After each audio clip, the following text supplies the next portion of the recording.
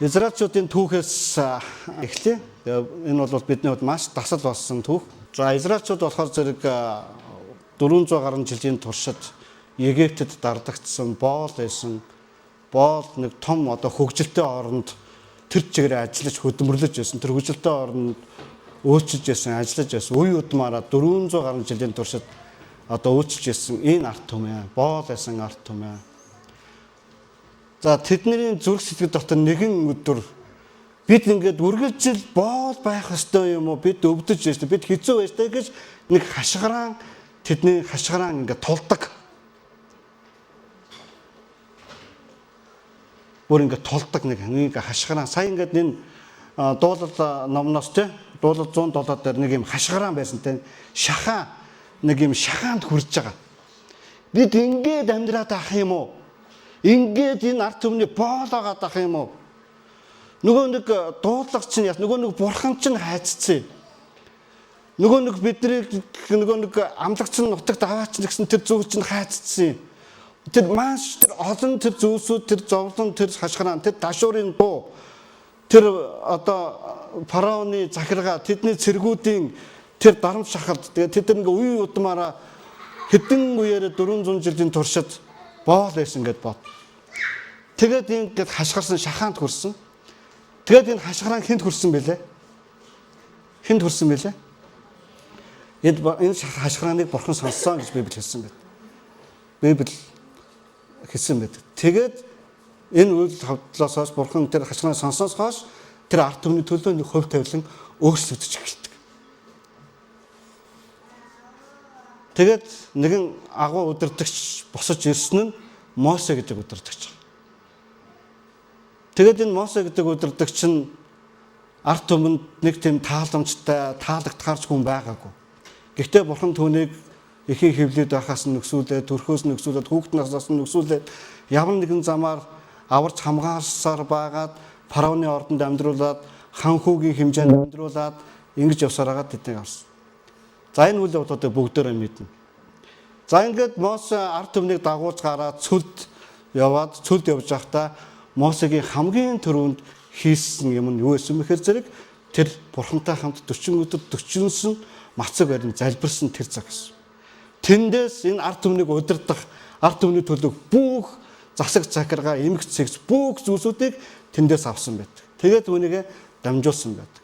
Энэ дотор дамжуулахдаа хамгийн түрүүнд тэр боол байсан арт түмэнд хамгийн түрүүнд хийх ёстой тэр зүйл нь юу байсан бэхээр зэрэг энэ арт түмэн бурханд үйлчлэх ёстой. Тэгээд энэ арт түмэн бурханд үйлчлэхийн тулд сүмтэй байх ёстой. Тэгээд тэр сүм дотор тэд үйлчлэгч нартай байх ёстой. Тэгээд тэр сүмд үйлчлэх ёстой хүмүүс нь хэн байх ёстой? Тэгээд сүмд үйлчлэж байгаа хүмүүс нь хэрхэн хангагдах ёстой гэдэг тэр бүх зааврууд, тэр чиглүүлгүүдийг тэр 20 бууланд бурхнаас авсан. Амен. Тэгээд энэ дотор 12 овгоос бурхан нэг овгийг нь тэднээс өөртөө өв болгон аваад энэ бол миний өв, би бас тэдний өв байх болно. Энэ арт түмэн сүмд үйлчлэх болно. За тэгээ бүгдээрээ хамтдаа Библийн ишлэлээр очие. Дэд хууль 18 дугаар бүлэг дээр очие.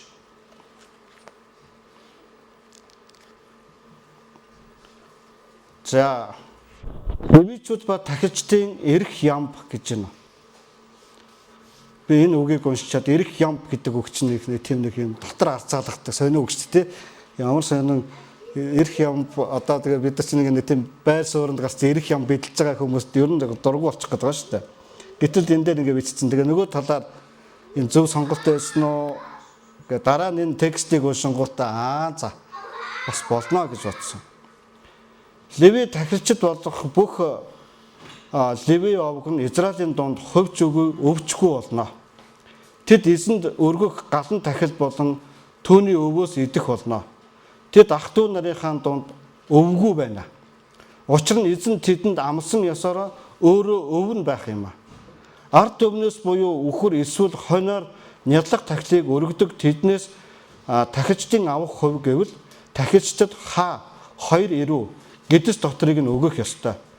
Чи түүнд үр тариа, шин дарс, тосныхаа дээж мөн хоньныхоо ноосны дээжийг өгөх ёстой. Эзэн бурхан чинь танай бүх овгууд дундаас түүнийг мөн түүний хөвгүүдийг зогсоон эзний нэрээр үйлчлэхийн тулд үрд сонгожээ. Хэрвээ Израилийн бүх нутаг дээрх аль нэг хотод амьдран суудаг Леви хүн тэндээсээ явж эзний сонгосон газар сэтгэлийн хүслээр хурж ирвэл эзний өмнө тэнд зогсож байгаа бүх Леви ах дүүсийнхээ нэгэн адил тэрээр эзэн бурхныхаа нэрээр үйлчлэх болно. Тэдний хоол хүнсний хувь нь адил байх бөгөөд эцгээс өвснөө худалдаж олсноч түүнийх болоо гэсэн. За тэгэхээр энэ Леви овгийг яасан бэхээр зэрэг 12 овгоос тусгаарлаж аваад тэгээд тэдэнд сүмд та нар эзний нэрээр одоо миний өмнө үрд та нар ингээд үр удмаараа үр хүүхдүүдээрээ та нар ингээд миний өмнө үйлчлэхээр ингээд дуудагдж байна. За та нар Израилийн дунд Израильчуудын дунд та нар өв байхгүй гэж хэлсэн. Энэ нь юу гэсэн бэ гэхээр тэд газар нутаг хуваарлагдаагүй. Тэд газар одоо эзэмшихгүйгээр байсан. Газар тариалан эрхлэхгүй, мал ахуй эрхлэхгүй, ямар нэгэн бизнес худалдаа намаа эрхлэхгүй. Тэд ямар нэгэн өөрсдийнхөө амьдралын орлогын төлөө ямар нэгэн хөдөлмөр эрхлэхгүй.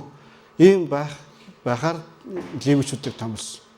За ах дүүс гэж хэнийг хэлж байгаа гэхээр бусад 11 овгийг хэлж байгаа. 11 овгууд нь тэд газар нутаг өмч эзэмшил талбаануудыг бүгдөөнд нь хуваарлсан те амлагдсан нутагт. За тэгээд тэд бизнес эрхлэн дээр хотууд байгуулна. Тэд ингээд ажил хөдөлмөр эрхлэн. За тэгээд тэд нар болохоор зэрэг сүмд ирээд майхан сүмд ирээд тэд ингээд мал одоо өргөн тахилуудыг өргөн. Тэгээд тахил өргөсөн тахилуудынхаа хаа гуйг тэгээд гэдэс дотрыг нь тэгээ юу гэж юм хоёр ирүүг нь хааг нь одоо ингээд тахилчдад ингээд та нар ингээд өгөх ёстой. Тэдний хөлс болно гэж. За тэгэхээр бурхны хамгийн одоо тэр эхний тэр оригинал тэр санаа нь бурхны хүмүүс сүмд үйлчж байгаа сүмийн хүмүүс яаж хангагдах вэ гэхээр зэрэг тэд нар ажил хөдөлмөр эрхэлж тэд нар ингээд сүмд үйлчлэхийн төлөө одоо ямар нэгэн мөнгө өөрөө олж байгаа сүмд үйлчлэх гэдэг нь хамгийн анхны санаа бурхны санаа ерөөсөө байгаагүй. Энэ нь болохоор бусад ажил хөдөлмөр эрхэлж байгаа хүмүүс нь тэднийг сүмд үйлчлэх боломжоор хангах ёстой гэдгийг бурхны хамгийн анхны санаа энэ дотор явж байгаа гэсэн үг. За тэгээд тэднэрт та нар дарсныхаа дээжийг өг, тосныхаа дээжийг өг, үр тарианыхаа дээжийг өг, хоньны ноосныхаа дээжийг та нар тэднэрт ингээд өгөх ёстой гэсэн. За тэгээд яагаад гэвэл эзэн бурхан чинь тэднийг ингээд сонгож аваад өөрийнхөө нэрээр өөрийнхөө өмнө үрд зогсоохоор зөвхөн тэднийг биш. Тэдний хэнийг гэсэн үр хүүхдүүдийг нь ч гэсэн дуудсан. Тэгээд тэд нар үр удмаараа тэд нар яг хөтөд Леви гэдэг овог майхан сүмд эзний сүмд үйлчлэхээр дуудагдсан энэ ард түмэн байна.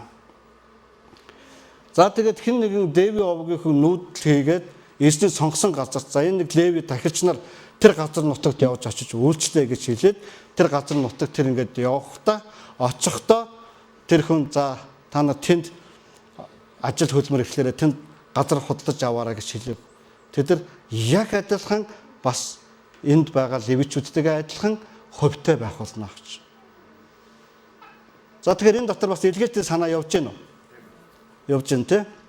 За тэгэхээр бид нар ингээд энэ илгээтэй эсдэг дэмждэг сүмд 11 өгдөг, өргөлөө өгдөг, ямар нэгэн юм авчирч өгдөг, ингээд сүмийнхээ үйлчлэг өгдөг. Энэ бүх зүйлүүд чинь явж анханасаа энэ нь ямар нэгэн сүмийн бүтэц зохион байгуулалт, сүм санхүүтэй байх, үйлчлэг хангах нэг юм одоо нэг арга ухаан бол байгаагүй юм. Энэ бол бурхнаас дээрээс ирсэн, бурхнаас өгсөн чиглүүлэг өдөрдөмж байгаа юм. Амен уу? Тэм учраас нэг юм элгэлтийн эзэн, нэг пастор, нэг элч хүн гарч ирээд ингээд яаж энэ сүм ингэж явбал ингэж явбал сүм яваадах юм байна гэдэг санаа энэ хүнээс төрөөгүй. Энэ болохоос зэрэг бүр бурхны санаа байсан гэдгийг чуулган маань ойлгох ёстой. Тэгэх юм бол бид нар ингээд нэг тийм нүд үзүүрэлдэг хэл одоо чулууддаг юмнуудаа гайгүй болно гэсэн. Ингэж яхаар ажил хийгээсэй. Ингэж яхаар хөдөлмөрлөөсэй. Ингэж яхаар ямар нэгэн бизнестэй байгаасаа. Ингэж яхаар ямар нэгэн зүйл хийгээсэй гэдэг юмнууд ярианууд багсаж намжиж ирлэнэ гэсэн. Тэгэд өнөөдөр болохоор зэрэг бид нар яг энэ бурхны энэ хууль энэ одоо санааг анхны одоо чиглүүлгийг ойлгодог хүмүүсийн тэр одоо өөх тосоор бид нар өнөөдөр амьдардаг. Өнөөдөр энэ сандал, өнөөдөр энэ сүм, өнөөдөр энэ техникүүд, өнөөдөр энэ бүх зүйлсүүд яг энэ санааг ойлгоцсон тэр өгдөг, дээжээ авчирч өгдөг тэр хүмүүсийн дээжээр өнөөдөр чуулганууд амьдардаг. Амен. Тэгэхээр өнөөдөр одоо ингээд хаана нэгэн гаднаас ирдэг суппортууд маань, дэмжлэгүүд маань байхгүй болоо зогслоо гэхэд өөсөд Монгол гэдэг чуулган зогсох уу, явах уу гэдэг юмнууд яригдаж эхэлнэ гэсэн. Тэгээд миний мэдхийн нэг юм том одоо Христ итгэлийн нэг үйлчлэл яг сүм байгаагүй. Нэг Христ итгэлийн үйлчлэл ингээ миний нүдэн дээр ингээд хаалгаа бариад үүдээ ингээ хааж ирсэн. Тэгээ бүх ажилчдаа цомогтгоод байхгүй болоод бүх юмнуудаа ингээд зогсоогоод тэр үйлчлэл ингээ бүр байхгүй болчихсон. Тэгээ удирдагчтай нь уулзаад юу болваа яасан бэ гэсэн чинь Америкаас ирдэг дэмжлэг маань албан ёсоор зогссон. Тэд нар одоо ингээд бид нар ингээд дэмжлэгээ зогсоож байна гэж хэлсэн. За тийм учраас бид нар одоо ингээд цаашаа үйл ажиллагаагаа явуулах боломжгүй учраас одоо бид нар ингээд бас ингээд бүх юм зогсоож байна гэж. Тэгээд тэр ингээд нэг юм хүний одоо нэг техникээр явж ирсэн гэсэн. Харин бурхны техник, бурхнаас ирсэн тэр чиглүүлгийн дагуу явж ирсэн бол бас арай өөр байх хэрэгтэй гэж би бас ингэж эндээс харсан байна. За тэгэхээр хамгийн анхны оригинал санаа. Тэгээд нөгөө надтай хамт нэг яаж ингэ бүтэн цагийн үйлчлэгчтэй одоо чадварчлуулах уу, яаж орлоготой болох уу, яаж нэг бизнесийн санаа өгөх үү, яаж нэг ингэ орлоготой болгочих уу гэдэг ингээд амралтуудаад тийм гоё юм хийвэл гоё, ийм худалдан авал, ийм одоо дэлгүүр ажлууд гоё гэдэг ингээд ярьжсэн хүмүүс ариун сүнс яг ингээд тосмогт орж ирээд бидэд нэг итгэл найдвар гэсэн. Тэгээд энэ нь болохоор зэрэг үгүй. Та нар идэж уух юмны төлөө, чуулганд үйлсхийн төлөө, өгөхийн төлөө одоо ийм ажиллахын төлөө битгий санаа зов. Энэ тал дээр өөр одоо боломж байгаа шүү гэдгийг гаргаж ирсэн байгаа. Амен. Өдөр шинэ гэрээр очие. Хойш нэргүүлээд. За Үлс 2 дугаар бүлэг дээр очие.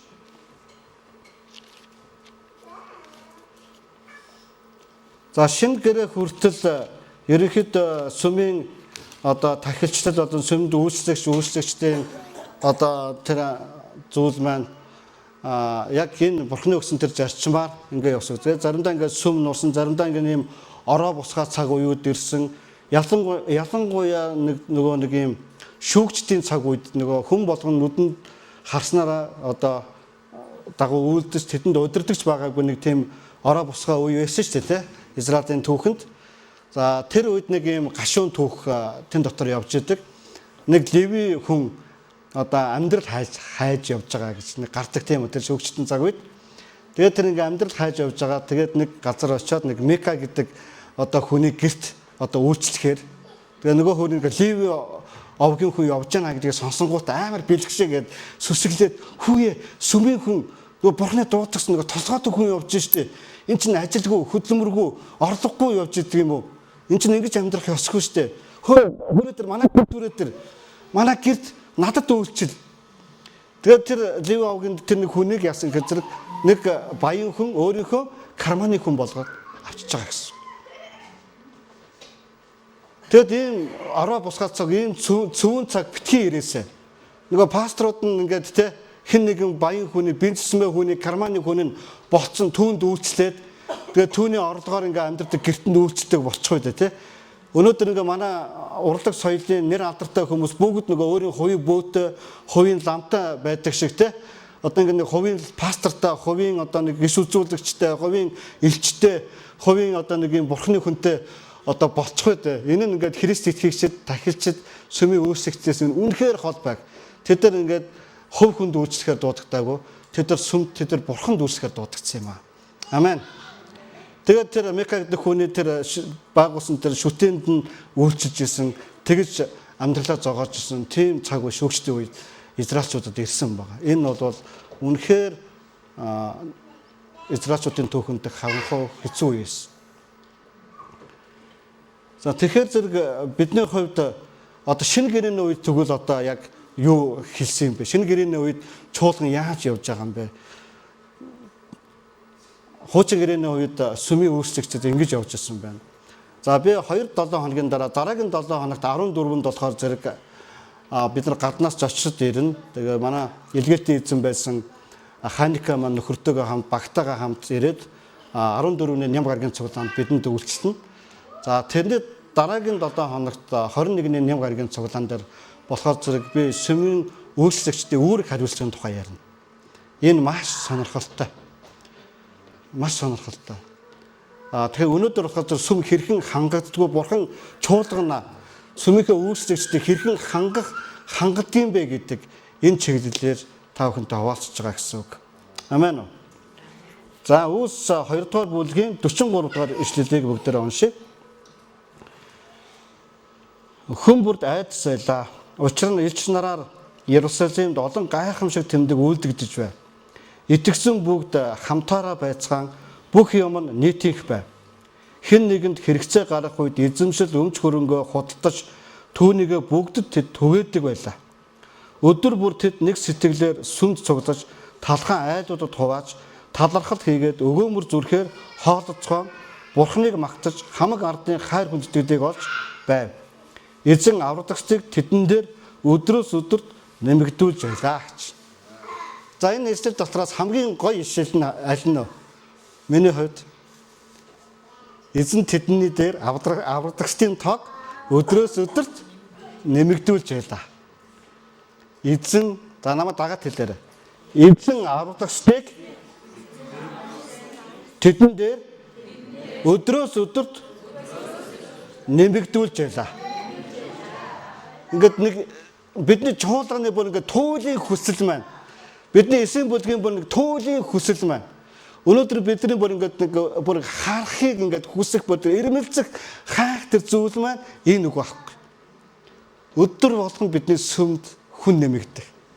Шинээр хүмүүс нэмэгдэх, өсөж үржих, нэмэгдэх энэ бол бидний туйлын хүсэл. Тэгэхдээ эзэн хаана энэ зүйлийг хийдэг вэ гэхээр зэрэг ийм газар хийдэг байх нэ. Гайхамшиг тэмдгүүд үлдэгдчихсэн гэж. Амен. Тэгээд итгэсэн бүгд яасан гэж байна?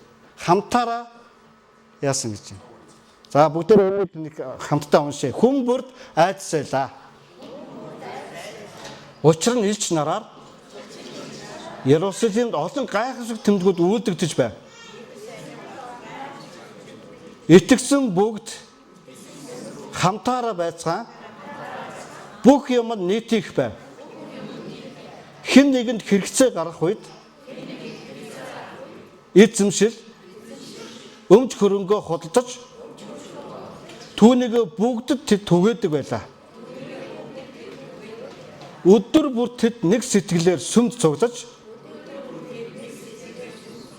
талхан айлуудад хувааж талархал хийгээд өгөөмөр зүрхээр хоолцгоо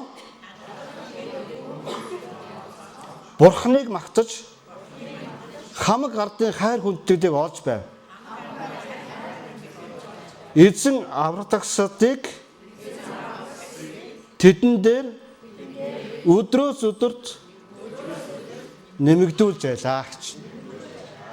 Амен. За энэ хамгийн анхны чуулганы амьдрал Иерусалимд бий болсон чуулганы амьдрал энэ хизээ бий болсон гэхээр зэрэг Пентекостийн өдөр буюу ариун сүнсээр дүүрсэн тэр өдрөөс хойших амьдралын тухай ярьж байгаа. За тэгээд тэнд байгаа тэр сүмийн амьдрал хэрхэн явдаг байсан байх нь, итгэжтэй амьдрал хэрхэн явдаг байсан байх нь гэдгийг эндээс бид нар олж гарна. Тэд нар үргэлж хамтдаа байдаг байсан. Тэд нар үргэлж цугладаг байсан. Тэгээд тэд нар ингээ байгаа юмаа бүгдээр хэрэгэлдэг байсан. Тэдэнд бүх юм нийтийнх байсан. Ингээд өмчөрхөх, ховчрахах, ингээд нэг юм нуугаад үлдэх өөрт энэ л миний амьдрал, энэ л миний энийг л хүнд өгөхгүй юм шүү. Энийг л хүнд хэрэглүүлэхгүй юм шүү. Энэ ч л миний юм гэдэг тийм хандлага байхгүй гэсэн. Бүх юм нийтийнх гэдэг мөн үү? Мөн үү? Мөн үү? Өнөөдөр бид нэг юм өөртөө хэл хязгаар тогтоод миний амьдрал, миний юм, минийх гэдэг энэ хандлага, энэ нийтийнх гэдэг юмыг үргэлж зөрчishөөд. Тэгтэл энэ дотор байгаа анхны ариун сүнсээр дүүрэн итгэжтийн амьдрал ямар байсан бэ гэхээр зэрэг бүх юм нийт. Тэр ингээд өгөхөд бэлэн дутагдж байгаа нэгэндээ авчраад өгөхөд бэлэн. Байхгүй бол байгаагаа зараад авчраад өгдөг. Нийтийн бүх юмныхаа хэрэгцээний төлөө ингэж өгдөг. Ийм байсан байна. Тэгэд нэг юмыг ингээд нэг юм урвуу нэг юм буруу ойлголтыг бид нар ингээд засах ёстой. Тэр левитчүүдийн амьдрал анхны одоо майхан сүм баригдаад анхны израильчүүдийн сүмийн мөргөлийн амьдрал бий болж явах үед хүмүүс ингээд ийм сүмээс одоо ингээд нөгөө нэг юм хангагдана.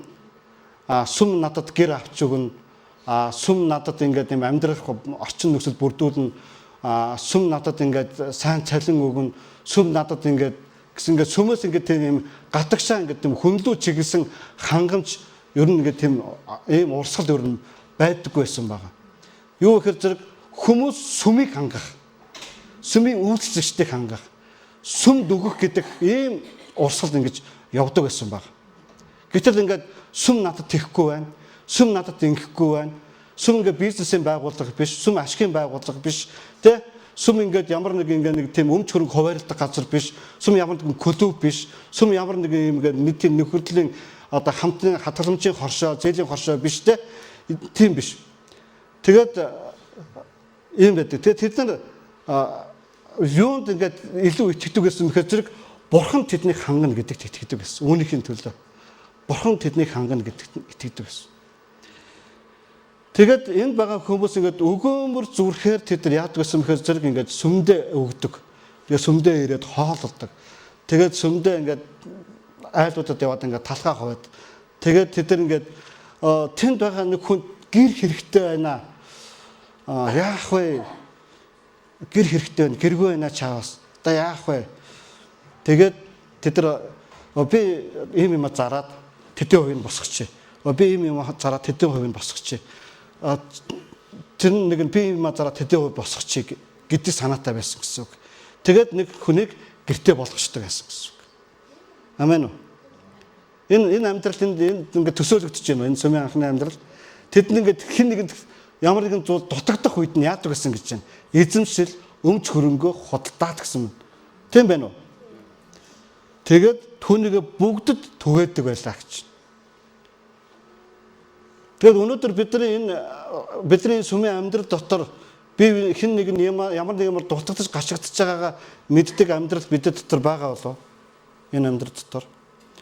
За нэг хэсэг нэг практиксан хүмүүсийн дотор, бүлэг хүмүүсийн дотор байж магадгүй. Сүм нийтээрээ одоо ингээд мэддэг. Тэгээ нэг пастор дээрээ ирээд, нэг нь эсийн бүлэгийнхаа удирдагчид ирээд, хэн нэг нь ирээд тэнд нэг тийм хэрэгцээ байж та пастор яах вэ? Гэдэг юмнууд дээр бид нар ингээд илүү ингээд хөгжих хэрэгтэй гэсэн үг. Амен.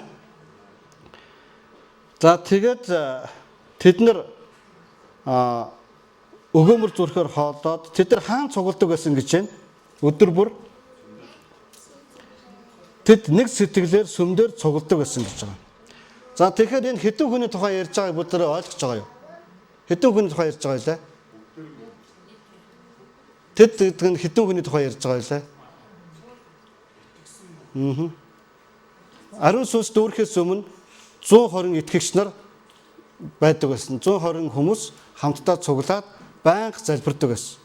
Тэд нар байнга нэг хүлээлттэй ариун сүнс ирэндээ Есүсийн амласан нөгөө сүнс нөгөө хүч ирэндээ гэж залбирч ирсэн. Тэгээ яг нөгөө 50 дахь өдөр нөгөө нэг онцгой юм болсон нөгөө ариун сүнс нь дүүрс. Ариун сүнс нь дүүрсийн дараа тэднийг бүчээд хэдэн мянгуулаа цуглалаа. Олон мянган хүн цуглаад Петр босоод номдоод тэр өдөр хэдэн хүн аврагдсан билээ? 3000 хүн аврагдсан. Усан болтгоо хүрдсэн. Тэгээд тэрнээс хойш тэд гэдэг тоон энэ 3000 гаруй хүний тухай ярьж байгаа гэсэн үг. Тэгээд тэр 3000 гаруй хүн нь нэмэгдсээр агаад өөс 6 дахь бүлэг хүрлэхэд 6000 гараа одоо ингээд нэмэгдсэн 5000 гараа нэмэгдсэн тэдүүлээ болоо. Тэгээд сүүлдээ би нэг урагшийн тойрог дээр ярьж байсан шүү дээ. Үлэмж их болоо. Тоогоо алдсан. Тоолж чадгаа байцсан. Тэгтлээ өссөн. Анхны Иерусалимын сүм ингэж өсөж байсан байгаа. Амен. За бүгдөө Үлс 4-р бүлэг дээр очие. 32 дугаар ишлэлээс итгэсэн олон нэг зүрх сэтгэлтэй байсан ба тэдний хэн ч өөртөө байгаагаа минийх гэсэнгүү. Харин тэдний бүх юм нийтийнх байв. Илч нар эзэн Есүсийн амьсныг агуу хүчээр гэрчилж байсан бөгөөд тэд бүгдийн дээр бялхан их нэгүсэл байсан билээ. Гачигдсан хүн тэдний дунд байсангүй. Учир нь галзар орон байр эзэмсэгчд цөм түүнийгээ зараад худалдсан өртгийг нь авчирч элч нарын хөд тавихад тэд хүн бүр хэрэгцээнийх нь хэрээр хуваарилдаг байлаа. Элч нарт Барнаб орчуулбал тайвширлын хүү гэж нэрлэгддэг. Кипрээс гаралтаа Левийн овгийн Йосеф өмчилж байсан талбайгаа зараад мөнгийг нь авчран элч нарын хөлд тавьжээ гэж. Амен. Амен уу? Амен. Одоо яна пасторн тэргээ зар гэж хэлчихвүдэ гэж битгий агараа. Энэ нь таны итгэлийн хэмжээрээр юу гэхээр зэрэг анхны сүмийг ингэж бий болж ирсэн байна. Анхны сүмийн итгэгчдийн амьдралд ингэж явж ирсэн байна. Ингэж хөгжиж, ингэж дэвшиж ирсэн байна. Энэ нь болохоор зэрэг дээрээс орой сүнснээс дээрээс бурхан зэгтэй зүйл байна. Ингээд бурхан хүсийг биелүүлж ирсэн хэлбэр нь ингэж явж ирсэн байна. Амен. Хэн нэгний төлөө өгнө гэдэг, хэн нэгний дутуу гүйцэнэ гэдэг, хэн нэгэн гачигдсан хүнд өгнө гэдэг энэ нь сайхан сэтгэлийн хэмжүүр биш. Энэ нь ямар нэгэн өгөөмөр зангийн хэмжүүр биш. Энэ нь болохоор зэрэг Бурхны хүслийн хэмжүүр юм аа. Амен уу? Бурхны хүслийг биелүүлж байгаа хэрэг юм аа. Бурхны хүслийг гүйцэлдүүлж байгаа хэрэг юм аа. Хэрвээ би нэг өнгөрсөн уулын сургаал дээр ярьсан те өгөгдгийн тухай өглөг нууц авах хэрэгтэй гэдэг. Хэрвээ тэн дээр ингээд бид ингээд өглөгдөр ингээд бүрээ татаж эхлэх юм бол өгдөг хүн ч гомдно, авдаг ч гомдно гэж хэлсэн тийм үү? Өгдөг нь өгснөөхөө хэрээр одоо бардамсныхаа хэрээр гомдно. Би өгөөд авахад хангаад авахад өстой наа алга гэж хэлнэ. Тэгээд нулимн гомдно, харилцаагаа тасна. Тийм учраас ингээд өгж байгаагаа битгий гайхуул, өгөхийг хүсэж байгаа бол тэгээд өгөөд тэгээд ингээд орхиороо тий. Тэгээд тэр хүн талах ч юм уу, алга цааш ч юм уу, баярлаа гэж хэлж гэнэ. Падлиж авахгүй шүү. Бурхан энэ бүгдийг чинь харж байгаа шүү тий. Гэдэг юмнууд ингээд бид нар ингээд уулын сургаал дээр яригдсан байгаа. Тэгээд зэрэг ингээд сүмийн амьдрал, хамтын амьдрал, чуулганы амьдрал хэрхэн ингэж явдаг вэ гэхээр зэрэг дотроосоо итгэгчдээсээ хүмүүсээсээ ингэж хангагддаг. Тэгээд үнэхээр эзний хувьд үнэхээр туйлын зөв одоо хүсэл байсан. За үргэлж одоо гадны байгууллага, гадны улс орны тэр суппортуудаар бид нар хэр хол явж чадах вэ? Тэгээд итгэгч нь өгч мэдхгүй, өгч сураагүй, одоо тий зориуд сураагүй болчих юм бол нөгөө хаалгаа төгссөн бүх одоо үйлчлүүдээр зогсоосон бүх арга хэмжээгээ зогсоосон бүх цомгтголоо ийсэн ийм болж зогсох үү. Тийм учраас эдгээр зүйлсээ бид нар ингэж хангах хэрэгтэй. Есүс энэ газар дэлхийд дээр амьдарч үйлчилж байхдаа Есүс хэрхэн хангагдчихсан бэ?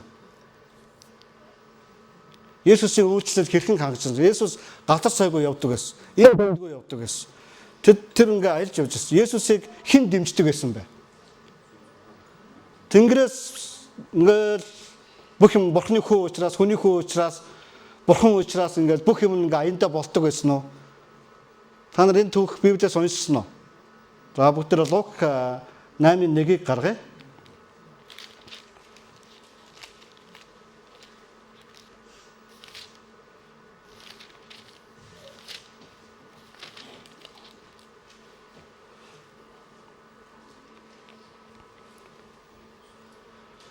Лук 8:1 дээр үүний дараа Есүс удалгүй хот тосгон бүрээр орж Бурхны хаанчлалын сайн мэдээг тунхаглан хүргэж байв.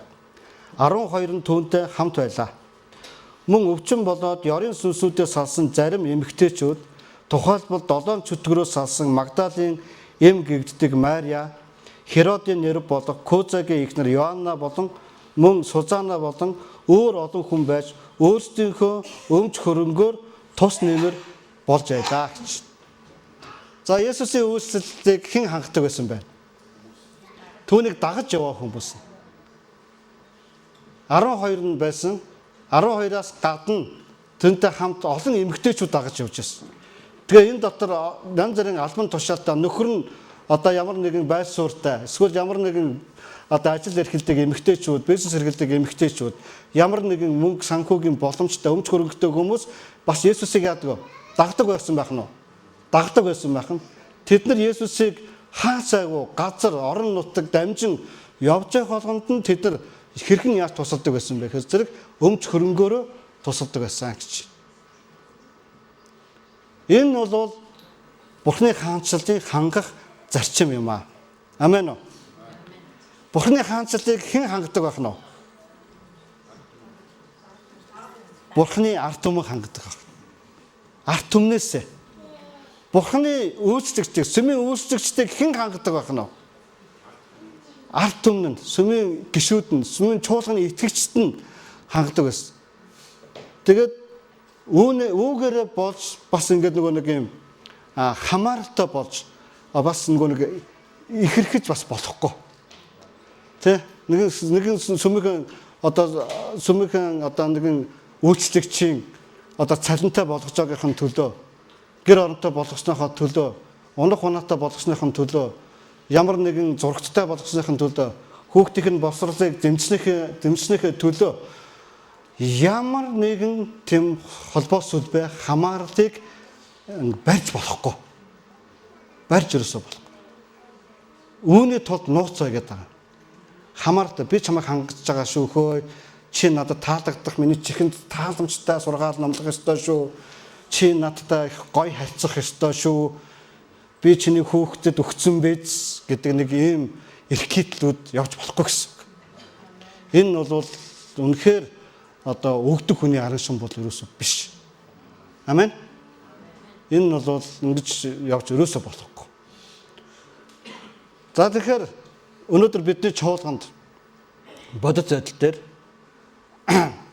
за нэг хүн бүтэн цагийн цалин авж байгаа. За танай пастор би байна. За тэгээд дэмжлэг авж байгаа 2 хүн байгаа. Энэ нь болохоор зэрэг манай Бямдулан пастор, манай Галтгоонд үүсэж байгаа Отгоо агч. За ингээд ийм 3 хүний бүрэлдэхүүнтэй бид нар энэ сансар сүмийн гол одоо санхүү энэ касс өргөлөөс явд. За ингээд цэвэрлэгээ болон гарчснаар одоо ингээд энэ объектыг авч явж байгаа бүх зүйлсүүд маань болохоор зэрэг өөрсдөө Монгол төв касс гэдэг тэндээс өөрсдөө Монгол төв маань энэ бүх зүйлүүдийг явж. За тэгээд хиттэй бидний зорилго нь болохоор зэрэг төв касснаас дэмжлэгүүдээ ингээд байхгүй болгоод за сүмэнд ингээд тогоо төрдөг, нүүрсээ төрдөг, галчнараа одоо хангадаг. За ингээд энэ магтаалчдаа дэмжлэг өгдөг, хүүхдийн багш нартаа дэмжлэг өгчдөг, тийм ээ. Ямар нэгэн ингээд ийм субъектүүд ингээд ийм байдлуудаар бид нар ингээд явах хэрэгтэй. Заримдаа бид нар ингээд хүүхдийн багш маань одоо манай насаа багш маань Өмнөд Говь аймаг руу шилжиж гэн гэр бүлийн одоо шилжээ тэнд уул уурхай гинэ аялал жуулчлалын юу байгуулж байгаа. Тийм болохоор зэрэг ингээд гэр бүлээ дагаа тийш ингээд энэ намрыг шилжиж байгаа бид нар хүүхдийн ингээд багшгүй болж байгаа. За тэгээ манай багш маань ингээд ням гараг болгоо ирээд ингээд хүүхдүүд маань хичээл заадаг, библийн босрол олгодог байсан. За тэнгууд одоо өнөөдөр бидэд ингээд хүний нөөцийн талд дутагдж байгаа гэсэн. За тэгээ зарим нэг ингээд хүүхдэд ажилдаг авьяастай хүмүүс рүүгээ санаа өгч байгаа. Яг уу яаж хамтрах уу гэдэг зүйлсүүд гарч ирж байгаа. За тэгээд одоо бидэрт өшөө олон зүйлсүүд бидний хувьд ингээд хүний нөөцүүдийг хэрэгтэй болно гэсэн. Тэгээд заримдаа ингээд нөгөө миний хувьд сайн дурын үйлчлэл дээр заримдаа ядардаг. Сайн дурах гэдэг ойлголт нь заримдаа сайн дурах л байдаг. Ирсэн ч болно, ирэхгүй байсан ч болно, хийсэн ч болно, хийхгүй байсан ч болно те. Тэдэд ингээд ямар нэгэн хэмжүүр байхгүй. Тэдэд зүгээр ингээд өөрийнхөө сайн дураараа л ингээд хийнэ гэсэн үг. Тэгээд удирдагчдынхаа чуулганыхаа гол тэргүүгнэнд явж байгаа удирдагчдынхаа манлайлалын төвшөнд энэ сайн дурын гэдэг сэтгэлгээг би ингээд балруулъя гэдгийг өнгөрсөн жил ингээд намрын эхний уулзалтаар хэлжсэн баг. Сайн дурын гэдэг энэ зүйлийг би ингээд балруулгадмаар байна. Энэ зүйл ингээд одоо манай сүмд байхгүй баймаар байна. Бид нар нэг юм брэнд одоо үйлчлэгчдийг, сүмийн үйлчлэгчдийг хармаар байна. Тэр нь болохоор зөвхөн дагалдагч гэдэг категоритой, дагалдагч гэдэг стандарттай тийм хүний хармаар. Энэ дагалдагч гэдэг хүнд нь тэр бүтэн цагийн үйлчлэл хамаагүй. Тэр хүнд ингээд ерөөсөө би дагалдагч учраас одоо би ингээд үйлчлж байгаа маа гэдэг. Тэгэхээр тэр нь ингээд дагалдагчийн чанараар үйлчлдэг. Сайн дурын чанараар биш. Дагалдагчийн чанараар үйлчлдэг. Яг Есүс таалагдаж, яг Бурханд үйлчлж байгаа сэтгэлээр үйлчлдэг. Тэгээд ард нь тооцоо байхгүй, гомдол байхгүй үйлчлдэг. Тэгээд хизээч ингээд заримдаа ямаг ингээд нөгөө золиосож чадах тийм сэтгэлийн одоо үзүүлэлт тийм үйлчлэгч гэсэн үг. Би л одоо ингээд үйлчлээд тэр үйлчлэхгүй байж тэр надтай адилхан шүү дээ гэж барьцдаггүй тэр сэтгэлгээг дагалдагч гэж. Амен.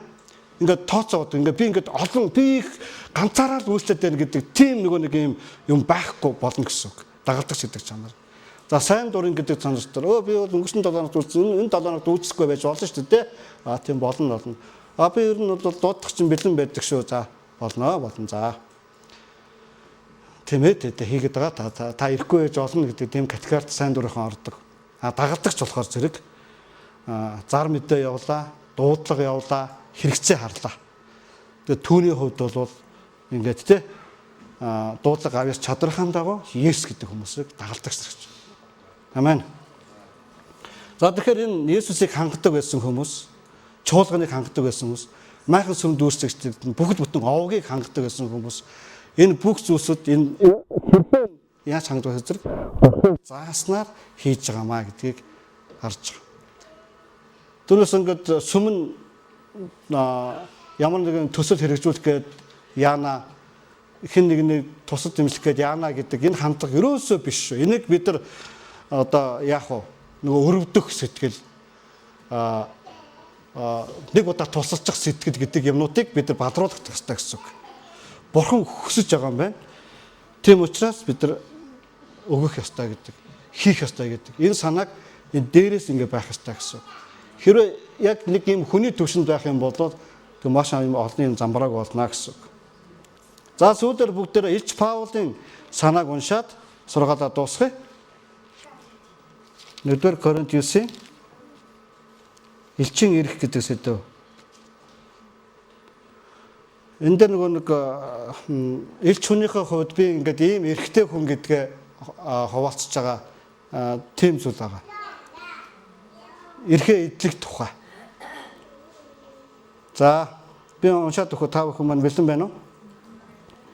Би эрх чөлөөтэй биш гэж юу? Би элч биш гэж юу? Би эзэн Есүсээ хараагүй гэж юу? Та нар эзэн доторх миний ажил биш гэж юу?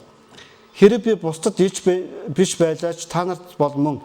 Учир нь та нар бол эзэн доторх элчийн албаны мань тамга юм. Намайг шалгагчдад хандах өмгөөлөл мань ийм юм. Идэж уух эрх бидэнд байхгүй гэж юу? Бусад элч нар эзний дүү нар болон кепийн адил итгэгч ихнэрээ дагуулах эрх бидэнд үгүй гэж юу? Эсвэл ажиллахгүй байх эрх Барнабад хоёрт байхгүй юм уу? Хэн хэзээ өөрийн зардлаар цэргийн алба хааж байсан юм? Усан үзмийн талбай байгуулаад жимснээс нь иддэггүй хэн байна? Хонин сүрэг хариулдаг атлаа сүргийнхээ сүг хэрэгэлдэггүй хүн хэн байна? Эдгээрийг би хүний ёсоор яриаггүй гэж юу? Хуульч гэсэн үүнийг хэлдэг босоо. Учир нь Мосегийн хувьд тариа цайруулж байгаа үхэрд ховшууч бүхий гэж бичсэн байдаг. Бурхан тийхүү үхэрд санаа тавьсан болж байна уу? Тэр нь энэ бүгдийг бидний төлөө айлдсан уу? Энэ нь үнэхээр бидний төлөө бичигдсэн юм. Тэгэхээр газар хаглагч найдлага дор хагаж, цайруулагч найдлага дор цайруулж ховой хүрдэх ёстой аж. Бид та нар сүнслэг зүйлсийг тариад та нараас мах бодын юмсыг хураавал энэ нь дэндүү их гэж юу? Хэрэг бусдад нь та нарынхаас хуваалцах хэрэгтэй бол бид тэднээс илүү босоо. Хэдий тийм боловч энэ эрхээ ашиглаагүй бид өөрсдөө Христийн сайн мэдээнд ямар сайд учруулахгүй тулд бүхнийг төвчдөг. Сүмийн ажиллагчид сүмээс хоолдог болон тахилын ширээний үйлчлэгчид түүнээс хувь хүрдэхийг та нар мэдэхгүй гэж юу? Түүнчлэн сайн мэдээг тунхаглагчид сайн мэдээгээр амь зуухыг эзэн тогтоосон гэж. Харин би эдгээрээс юу ч ашиглаагүй. Намайг ийм байхын тулд ч эдгээрийг бичээгүй. Учир нь миний бахархлыг хэн нэг нь хоосон болгосноос өгсөн минь дээр. Учир нь надад энэ тохиогдсон тулд би сайн мэдээг тунхагснараа саргах юм алга. Учир нь би сайн мэдээг эс тунхаглаас золгүй. Би үүнийг хүслээрээ хийвэл сагнал хүрдэнэ. Хүслийн маань эсрэг байлаач нэрвийн үүрэг нь надад даалгагдсан юм. Тэгвэл миний шагнал юу вэ? Сайн мэдээг би төлбөргүйгээр тунхаглаж, ингэснээр сайн мэдээний дотор эрхээ бүрэн ашиглахгүй байх явдал юм. Учир нь би бүгдээс чөлөөтэй арлаа илүү олныг олж авахын тулд өөрийгөө бүгдэд боол болгосон. Юудэчүүдийг олж авахын тулд би юудэчүүдэд юудэ айдад хуулийн дор байгцдыг олж авахын тулд би өөрөө хуулийн дор бус автаа хуулийн дор байгцд хуулийн дор байгч мэд хуульгуучуудыг олж авахын тулд хэдийгээр би Бурхны хуулиас ангид бус харин Христийн хуулиас ангид атлаа хуульгуучуудад хуульгүй нэгэн адил сул дороочуудыг олж авахын тулд би сул дороочуудад сул дорой нэгэн адил болсон юм а.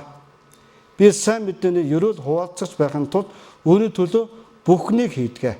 Уралдааны замд гүйгчд бүгд л нэгэн шагнал хүртгийг та нар мэдэхгүй гэж юу. Та нар ялахын тулд гүйцгээ. Тэмцээнд өсөлдөгч бүр бүх талаараа биеэ захирах чадвар өөрийгөө дасгалжуулдаг аж. Тэд муудах тэтэм хүртгийн төлөө бол харин бид үл муудах тэтмийн төлөө юм. Тиймээс би зориггүй мэд гүйдэггүй. Хий агаад цохих мэд нударгалдаггүй. Харин ч бусдад тунхлагдсан атлаа өөрөө тэмцээгүй байх вэ гэсэндэ биеэ залхааж боолчилдгоо гэж. Амен. За энэ болохоор зэрэг одоо нөгөө өнцгөөс ярьж байгаа шүү. Энийг маш сайн ойлгох ёстой. За би түрүүн болохоор зэрэг сүмийн үйлчлэгчид сүмийн гишүүдээс, сүмийн итгэгчдээс хангагдаад явна. Сүмийн ажиллагчид сүмээс хоололдгоо. Сайн мэдээ тараагчсан сайн мэдээгээр хоололдгоо. За тэгээд тахилчин ширээнээс хоололдгоо гэдэг. Улаанбуудаа цайруулж байгаа үхэр улаанбуудаанаас хоололдгоо тий. Гэх мэт энэ бүхэн чинь явж бидний төлөө байдгаа.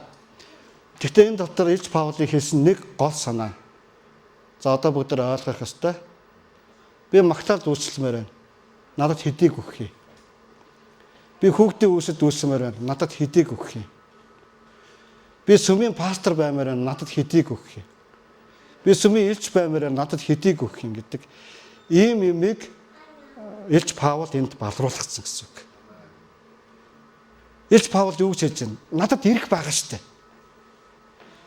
Би та нараа ингээд надад ингээд өг. Тэгээд би үйлчлэе гэж хэлэх надад ирэх байгаа штэ. Гэхдээ би энэ эрхийг ашиглахгүй. Хэрэв би энэ эрхийг ингэж өөрөө гуйдаж ингэж ашиглах юм бол би бахархлаа. Би амьдралынхаа үн цэнийг, би үйлчлэлийн үн цэнийг би унгана. Би хоосон болгоно. Ингэсээс би үхсэн мэн дээр гэж Илж Паул хэлж байна. Амен. Ингэсээс би өгсөн юм. Ингээд дуудлага ингэж үнэлдэг. Тэ? Ингэж хувь тавилангаа үнэлдэг. Тэгээ хин нэгний хэмжүүрээр тэдний тогтоогч би танд 5 саяг өгье. Та манай пастор байж болно. Би танд 10 саяг өгье. Та манай Библийн багш байж болно гэдэг. Энд үнэлгээний дотор явахгүй гэдгийг Илж Паул тодорхой хэлж байна. Эдгээрийг би уг нь авах хэрэгтэй. Гэхдээ эдгээр нь байхгүй байсан ч би явна гэж. Амен. Тэм учраас би магтаалд үйлчлэнэ. Би ингээд цаг гаргаж байгаа надад хэдийг өгье. Өнөөдөр манай сүм дотор ийм одоо мөн чанар байхгүй байгаа нь үнэхээр сайн. Хөөх юм нэгээс хэрэгцээ байна гэхээр яриад үйлчлээд тэгээд ингээд пастраасаа сүмээс мөнгө нэхэхгүй тий автобусч мөнгө нэхэхгүй хоолойч мөнгө нэхэхгүй үйлчлж байгаа манайхан. Энэ чинь бидний бахархал байхгүй юу? Энэ чинь хаанчлын сэтгэл зүй байхгүй юу? Амен. Тэгээд ингээд бүх нөгөө үйлчлүүд нь ингээд таривчсан бол одоо яана. Ганданд ороод ингээд баг шиг байна гэж байна тий. За тэм юмны хэмнээс он тавиулах тэтэн дөрөг. Ийм юмны тэм юм хийгээд тэтэн дөрөг. Ийм юмны тэтэн дөрөг. За одоо гимээ цайруулах хүн 7 дугаар одоо хаалган дээр очино тэтэн дөрөг гэд ингээд уншдаг гэж байгаа шүү дээ. Христийн сүм тийм болцоод Христийн сүмийн үйлчлэгчд мөнгө нэгдэг болцоод тий ингээд ирэх би үйлчлэхээ төлөө мөнгө авах нь ирэх мөн үү? Мөн энэ одоо амтын дагуу юуны дагуу тий за чинь 2 цаг газар ухлаа. За чи өдөрт ингээд 80 мянгаар тоогооч хийж болно. За өдөрт чи 100 мянган төгрөг барилга айл хийж болно гэдэг шиг ингээд бүх ажил үйлчлүүд бүх юмнууд ингээд үнэлэмж байж болно. Энэ эрхтэй юу? Илж Паул хэлж чинь те ингээд бүх ингээд миний хийж байгаа ингээд би бүх юм ингээд та нараас ингээд шаардах хэрэгтэй, авах хэрэгтэй. Гэхдээ миний үн цэн дуудлага хувь тавилангийн хувьд энэ бол юу ч биш юм аа те. Би энийг авахгүй байсан ч би бурхны хүн би энийг надад өгөхдөггүй байсан ч би заах ёстой юм аа би сайн мэдээгээ тараах ёстой бол тараа заах ёстой хичээлээ Библийн сургуульд орох ёстой бол орно хийх ёстой бол орно. хөсний пасторууд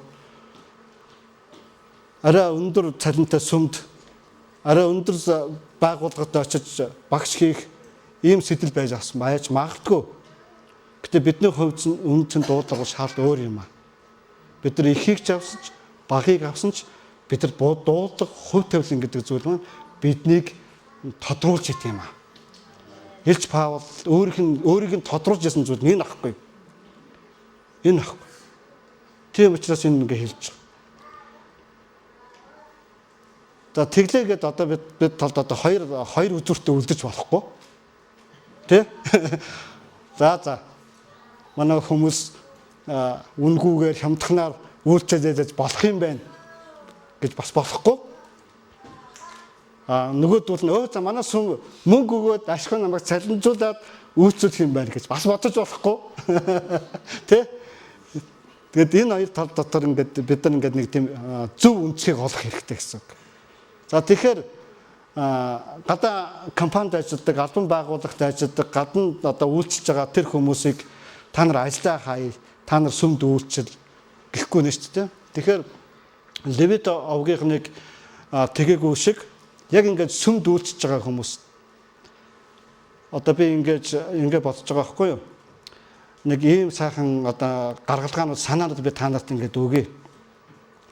За сүмийн үргэл 11 маань ингээд өсвөл бид нар ингээд сайн зарим хүүхдүүдтэй автобус унааны мөнгө зарим нэг ингээд баярлаа үлсэж байгаа чинь баярлаа гэдэг ингээд нэг сайхан пүүз аваад өмсчөрөө гэдэг ингээд мөнгө өгөх ингээд ийм гоё сэтгэл ингээд хөсөл бол байна те.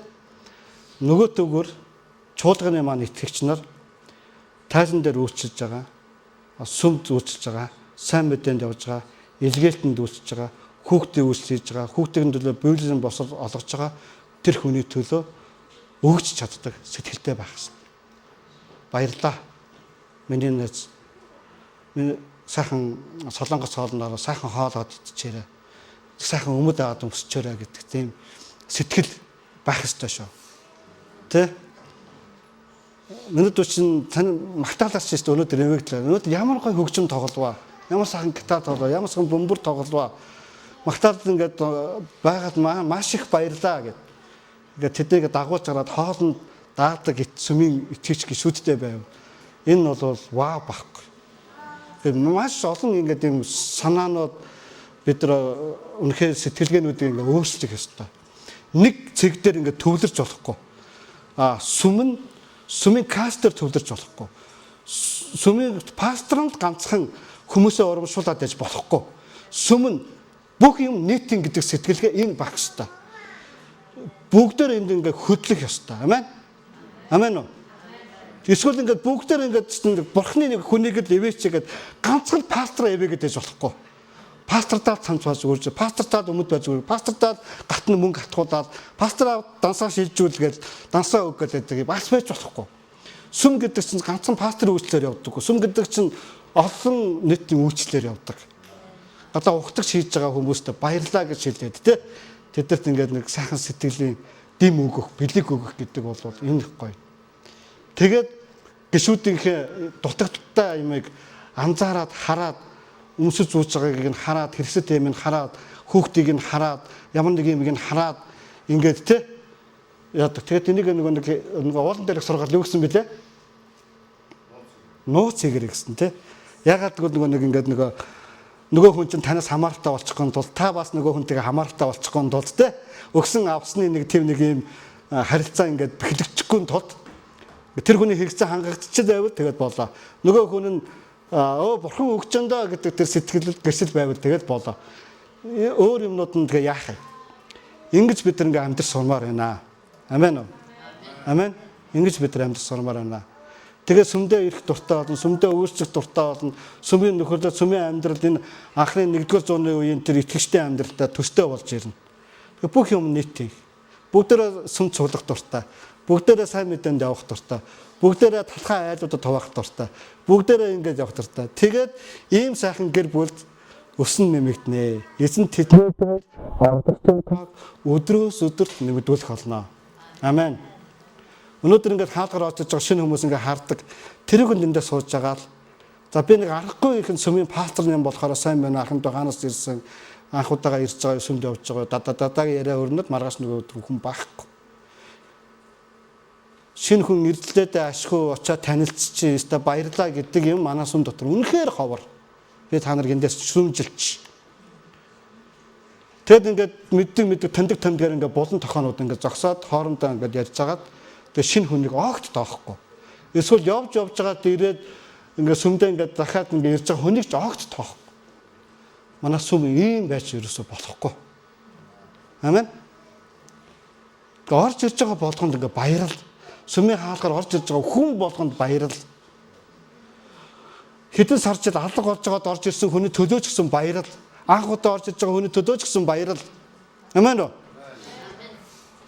Сүмдээ огт ирэхгүй байж байгаа ирсэн хүний төлөө ч гэсэн баярал. Манайха ерөөсөө ингээд тийм ингээд байгаа таа. Одоо тэгээ оюутнууд ингээ өөр аймаг суммаас салбаруудаас маань оюутнууд төв сүмдээ ирдэг. Тэгээд бас ингээ дасан зогсож чадахгүй. Тэврэлт дутж байна. Хүлээн авалт дутж байна. Гар барилт дутж байна. Харилцаа холбоо дутж байна. Дагалдуулалт дутаад байна. Яг үнэндээ ах дүүс минь энэ сүм явахад та хэрэгтэй байна. Амен уу? Та хэрэгтэй байна. Та хэрэгтэй байна. Та ихта өглөөний залбирал ирэхгүй байж болно. Библийн судлалын цагт орохгүй байж болно. Зуусан залбирлын олон одоо хөтөлбөрүүдэд ирэхгүй байж болно. Ням гаргийн цулаанд ирэхдээ та дүүрэн байна. Мэн? Дүүрэн байна. Ингээд хин дууя пастор маань нэг удаа ингээд нэг том хар цуг энэ дээр тавьж агаад ярьж байгааг санаж байна уу? Ингээд 9 шидийн ингээд юм үүрцээ явж байгаа. Заавал хин нэг нь хэрэгтэй байдаг гэж байгаа байхгүй.